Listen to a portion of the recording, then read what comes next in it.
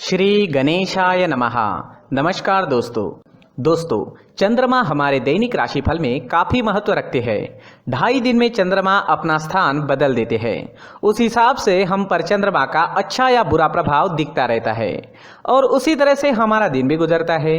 चलिए देखते हैं ये दिन आपके लिए कैसा रहेगा।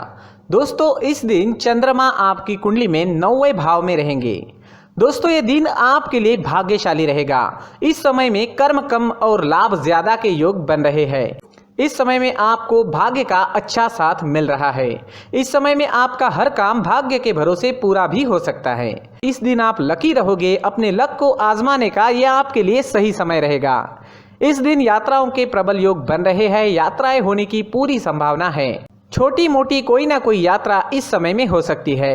इस दिन आपके बिजनेस या प्रोफेशन के लिए की गई यात्राएं लाभदायक सिद्ध होगी। अगर आप कहीं घूमने के लिए जाना चाहते हैं तो भी समय आपके लिए यादगार सिद्ध होगा। इस दिन धार्मिक यात्राएं भी हो सकती है। इस समय में विदेश सेटलमेंट के भी योग बने हुए हैं। अगर आप विदेश में सेटल होना चाहते हैं तो इस दिन शुरुआत करना आपके लिए काफ़ी अच्छा रहेगा। जो स्टूडेंट्स विदेश में पढ़ाई करना चाहते हैं उनके लिए भी ये एक अच्छा मौका रहेगा। इस दिन आपका मन प्रसन्न रहेगा। आप जोश से भरे रहोगे। हर काम को समय पर पूरा करोगे। रुके हुए पेंडिंग कामों को पूरा करने के लिए ये सही समय है। इस समय में आपके परिवार की ओर से भी आपको पूरा सपोर्ट प्राप्त होगा। इस समय में आपको परिवार का सुख मिलेगा, संतान सुख मिलेगा और दाम्पत्य सुख भी इस दिन आपको जरूर प्राप्त होगा। अगर भाइयों के बीच कोई अनबन चल रही थी तो इस समय में वो अनबन समाप्त हो सकती है। स्टूडेंट्स के लिए भी ये समय हर तरह से अच्छा रहेगा। भाग्य और कर्म दोनों का सपोर्ट इस समय में स्टूडेंट्स को मिलने वाला है। कम समय में आप ज्यादा अच्छी पढ़ाई कर पाओगे। कॉम्पिटिटिव एग्जाम्स देने वालों के लिए भी ये समय उत्तम है। इस दिन आपकी सारी इच्छाएं पूरी हो सकती है। आपके मन मुताबिक दिन व्यतीत करने का मौका आपको इस समय में मिल रहा है। उसका लाभ जरूर उठाएं और जीवन के हर पल का पूरा आनंद लें। यह समय स्वास्थ्य के लिए भी काफी अच्छा रहेगा। इस दिन आप फिट रहोगे, पूरी तरीके से स्वस्थ रहोगे। मन में प्रसन्नता रहेगी और एनर्जी से भरपूर दिन रहेगा। किसी पुरानी स्वास्थ्य परेशानी से परेशान है तो उसका इलाज भी इस समय में मिल सकता है। दोस्तों, चंद्रमा मन का कारक है और चंद्रमा की मजबूत स्थिति आपके मन को प्रसन्न रखेगी। इस समय में आप पॉजिटिव सोच के साथ दिन की शुरुआत करोगे। व्यर्थ के लड़ाई झगड़ों से इस दिन आपका बचाव होगा। हर प्रकार से दिन आपके लिए कामयाबी से भरा रहेगा। इस दिन पीले रंग का अगर आप इस्तेमाल करते हैं तो आपके लिए बहुत अच्छा रहेगा और इस दिन शुभ अंक रहेगा 3 अंक। दोस्तों, इस दिन सुबह टहलने जरूर जाए। अपनी फिटनेस पर हमेशा ध्यान रखें। हमारी सोच पर हमें नियंत्रण रखना काफी जरूरी होता है। जो हम आज सोचते हैं वही हमारा कल भविष्य बनता है। इसलिए सिर्फ अच्छा सोचे, पॉजिटिव सोचे। इस सुंदर जीवन को हमें ईश्वर ने प्रदान किया है। इसलिए सुबह उठते ही मन में अपने माता पिता और भगवान को धन्यवाद जरूर कहे। दोस्तों, ये राशिफल चंद्र राशि पर आधारित है, लेकिन कभी कभी हमारी पर्सनल कुंडली में बाकी ग्रहों की पोजीशन कुछ इस तरह की होती है कि आपके राशिफल परिणाम में बदलाव दिख सकता है।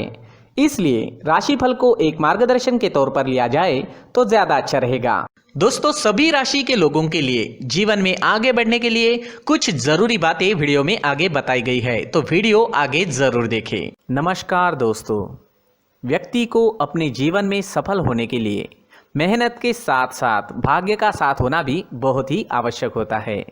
अगर व्यक्ति का भाग्य उसका साथ देता है तो कम मेहनत में ही अधिक सफलता प्राप्त होती है।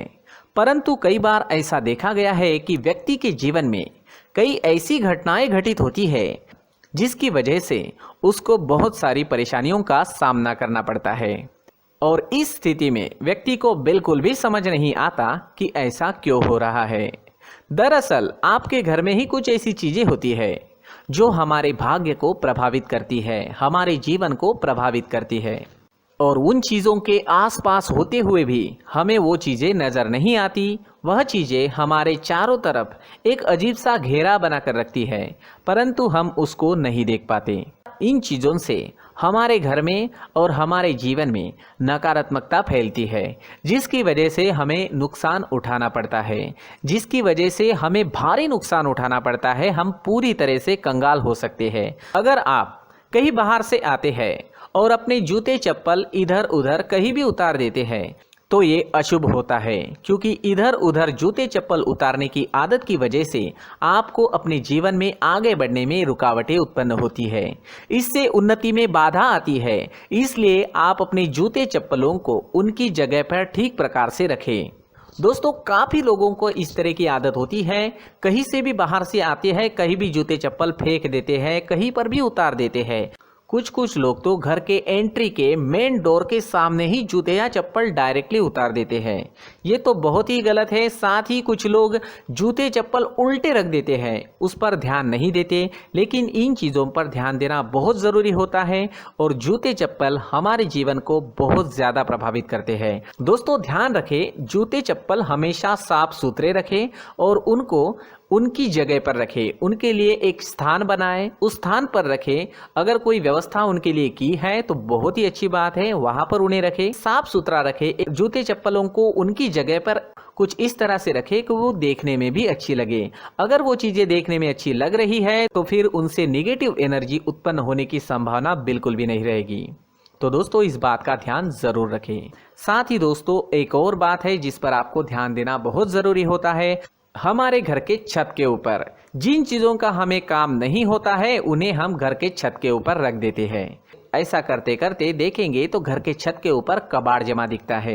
जी हाँ, जो चीज़ें हमें लगता है आगे जाके हमारे काम में आ सकती है वो हम घर के ऊपर रख देते हैं, लेकिन वो चीज़ें तो काम में नहीं आती, हमारे जीवन पर वो चीज़ें बहुत ही गहरा निगेटिव इफेक्ट डालती है। इसलिए हमारे घर के ऊपर का जो भी एरिया है वो पूरी तरह से साफ सुथरा रखें। जी हाँ, साफ सुथरा रखना है और एक भी बिना काम की चीज हमारे घर के ऊपर नहीं रखनी है।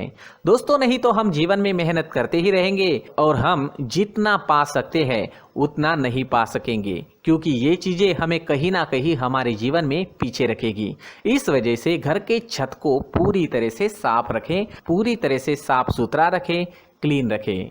साथ ही दोस्तों, हम हमेशा देखते हैं घर के ऊपर जाने के लिए जो सीढ़ियां हैं, उन सीढ़ियों के नीचे जो जगह होती है वहां पर सामान हमेशा रख दिया जाता है।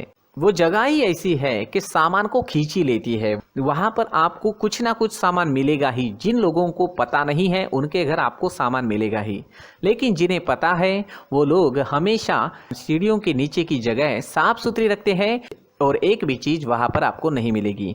क्योंकि अगर हम सीढ़ियों के नीचे सामान रखते हैं तो हमारी उन्नति होना बहुत ही मुश्किल है। जी हाँ, सीढ़ियों के नीचे कूड़ा कचरा कबाड़ अगर हम जमा करके रखते हैं, कोई भी सामान रख देते हैं, तो उस वजह से माँ लक्ष्मी हम पर प्रसन्न नहीं होती। माँ लक्ष्मी हमारे घर में आने की संभावना बहुत ज़्यादा कम हो जाती है। तो दोस्तों, इन चीज़ों पर ध्यान रखें। हमारे घर की जो सीढ़ियाँ होती है उनके नीचे की जगह हमेशा साफ सुथरी रखें, क्लीन रखें। साथ ही दोस्तों, अगर आपके घर में ऐसी कोई चीज मौजूद है जिसका आपको काम नहीं है, जैसे टूटे फूटे बर्तन, आईना, तस्वीरें, इलेक्ट्रॉनिक सामान, सोफा, कुर्सी, टेबल, पलंग, घड़ी, झाड़ू, गमला इत्यादि, तो आप इन सामानों को अपने घर से तुरंत ही बाहर निकाल दीजिए, वरना इससे आपको बहुत बड़ी परेशानी हो सकती है।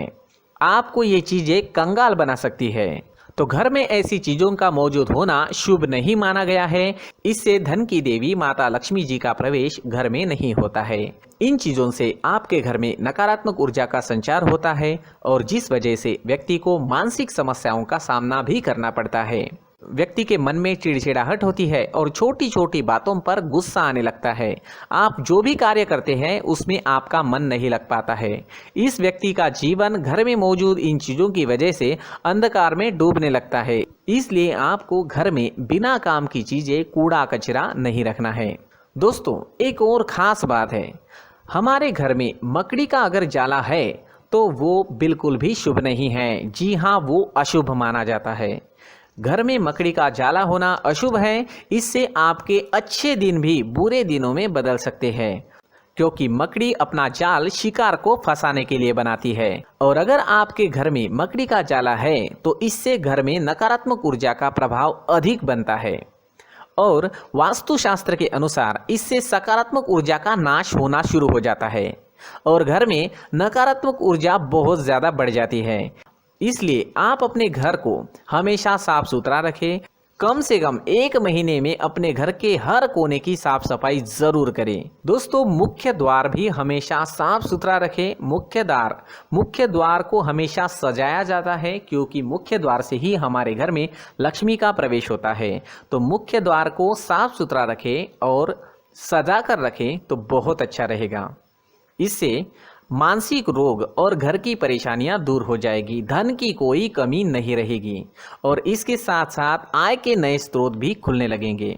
इसी के साथ और कुछ चीज़ें हैं, जैसे टूटी फूटी जो भगवान की मूर्तियां होती है वो हमारे घर में नहीं रखनी चाहिए।